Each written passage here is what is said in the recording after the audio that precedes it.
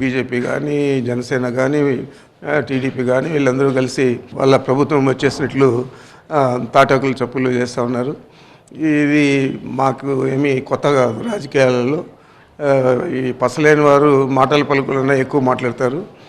మాకు శక్తి ఉంది, జగన్మోహన్ రెడ్డి గారి బలం ఉంది. గెలుపు అనేది తప్పనిసరిగా మాకు సునాయాసంగానే ఉంటుంది.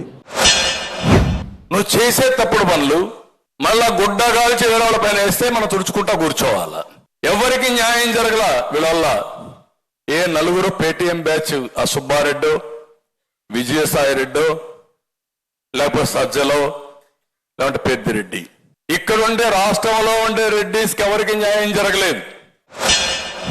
భారతదేశంలో ఏ ముఖ్యమంత్రి చేయని విధంగా ఈరోజు వైద్యానికి కానీ, విద్యకు కానీ అనేక వేల కోట్లు ఖర్చు చేసి మంచి విద్యను అందించాలా, ప్రతి బిడ్డకు తనే తల్లి తండ్రి అయ్యి చదివించాలా అని చెప్పి ఏదైతే ఆలోచన చేస్తూ ఉన్నారో అది మంచి ఫలితాలు ఇస్తుందని చెప్పి భావిస్తూ ఉన్నాము.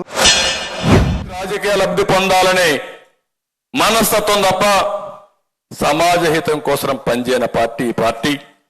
నేను అందుకనే మిమ్మల్ని అందరినీ ఒకటే కోరుతున్నా. ఈరోజు ఒక్క స్కాండల్ కాదు, ఒక్క స్కామ్ కాదు, మీరు ఏది చూసినా, ఏ స్కీమ్ చూసినా ఆ స్కీమ్ ఒక స్కామ్ ఉంటుంది.